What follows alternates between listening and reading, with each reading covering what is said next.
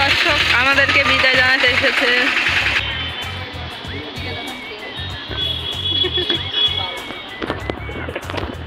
Guys আমার ব্লগে কেউ আসতে চায় না।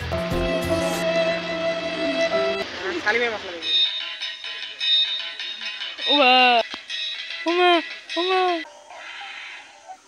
ওয়াও ও ও वाह সেই দামি ওমা সেই দামি করে না। তো চলিए शुरू करते हैं। হাই গাইস, তোমরা সবাই কেমন আছো? আশা করি তোমরা সবাই খুব ভালো আছো আর আমিও খুব ভালো আছি। ও অনেক দিন থেকে আমার ভিডিও আপলোড করা হচ্ছে না কিছু কারণবশত। তোমরা ভিডিওগুলো দেখলে বুঝে যাবে যে কি হয়েছিল, সেই জন্য আমি ভিডিও আপলোড করিনি। সো এখন আমরা যাচ্ছি সবাই মিলে দিদির বাড়ি, আমার মেজো দিদির বাড়ি, কারণ আমার মেজো দিদির ননদের বিয়ে। এইদিকে দেখো সঙ্গী আমাকে কিভাবে দেখছে, কারণ ওদেরকে আমরা ছেড়ে ছেড়ে চলে যাচ্ছি আর ওরা যাবে হচ্ছে বিয়ের দিন আর আমরা বিয়ের দুদিন আগেই যাচ্ছি। কারণ হচ্ছে পুজো কালকে আছে, তো সেই জন্য আমরা আজকেই যাচ্ছি আর ওরা হচ্ছে বিয়ের দিনে চলে যাবে।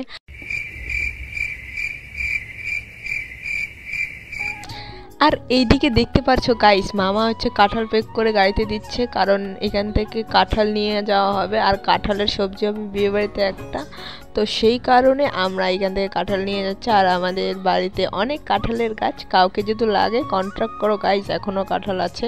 আর আমরা হচ্ছে অটো রিজার্ভ করেছি, কারণ আমরা অটোতে করে যাব হচ্ছে দিদির বাড়ি, ডাইরেক্ট দিদির বাড়িতে গিয়ে নামিয়ে দিয়ে আসবে। সো আর অটো রিজার্ভ করার কারণ হচ্ছে এত কিছু ট্রাং নিয়ে যাওয়া কি যায় বাসের মধ্যে, সেই জন্য ডাইরেক্ট অটোর মধ্যেই চলে যাবো আমরা। তো কাঁঠাল শুধু নিয়ে অনেক কিছু নেওয়া হয়েছে গাইস, ট্রাঙের ভিতরে আছে আবার জিনিস, তো সব কিছুই নিয়ে আমরা এখন রওনা দিচ্ছি হচ্ছে দিদির বাড়িতে। তো চলো গাইস যাওয়া যাক। আর আমি অটোর মধ্যে ভিডিও করতে পারিনি, কারণ আমি হচ্ছে সামনের সিটে বসেছিলাম, আর আমি যদি ক্যামেরা বের করে ওদিকে ভিডিও করি, কেউ যদি ফোনটা নিয়ে চলে যায় বা আমার হাত থেকে যদি পড়ে যায় তাহলে কি হবে গাইস? কোন ড্রাইভার হয়েছে? ড্রাইভার হয়েছে সব, তুই সব প্রিয়াঙ্কা দিয়ে পড়তে শুনবে কি?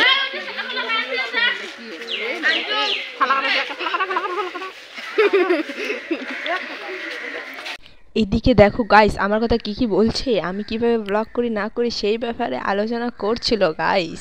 আমি একটা ব্লগ বানিয়েছিলাম আর ওইখানে মানে আমি ড্রাইভার হয়েছিলাম, তো সেই কথাই বলছিল যে আমি কিভাবে কি করেছি না করেছি।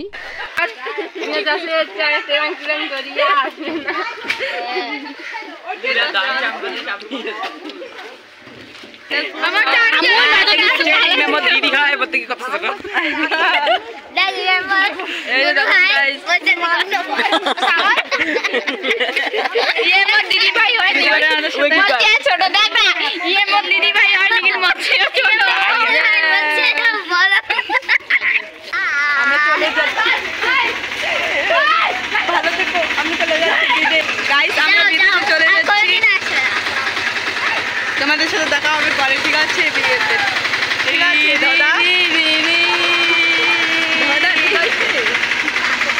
গাইস দেখো সামান সব নেওয়া হয়ে গেছে। কত দর্শক আমাদেরকে বিদায় জানাতে এসেছে। আমরা এই গরিব ব্লগে আসি না, হ্যাঁ আমরা এই গরিব ব্লগে আসি। সো গাইস আমাদেরকে এখানে ড্রাইভার রেখে এক জায়গায় গেল, তো আমরা এই জন্য এখানে দাঁড়িয়ে আছি।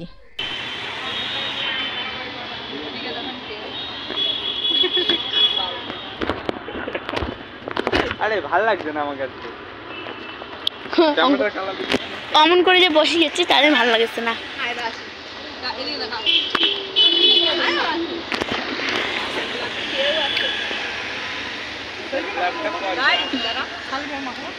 গাইস আমার ব্লগে কেউ আসতে চায় না।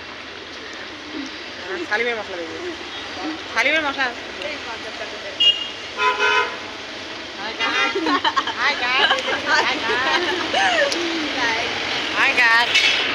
হ্যাঁ কলা, কলা কলা।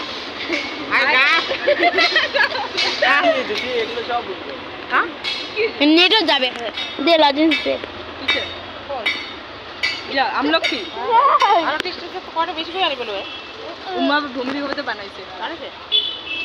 জানবুয়ে পারে নিয়ে গেছে আমরা দুই যাচ্ছি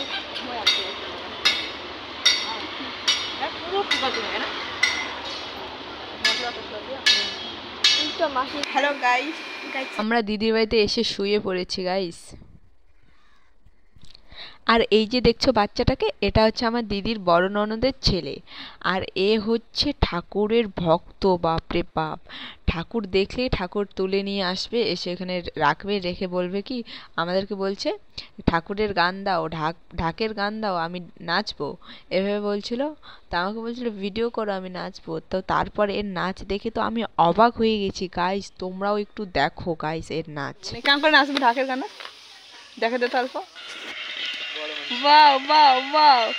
Nice.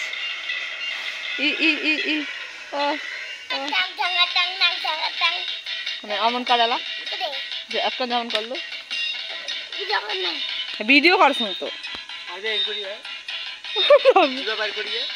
অমন কার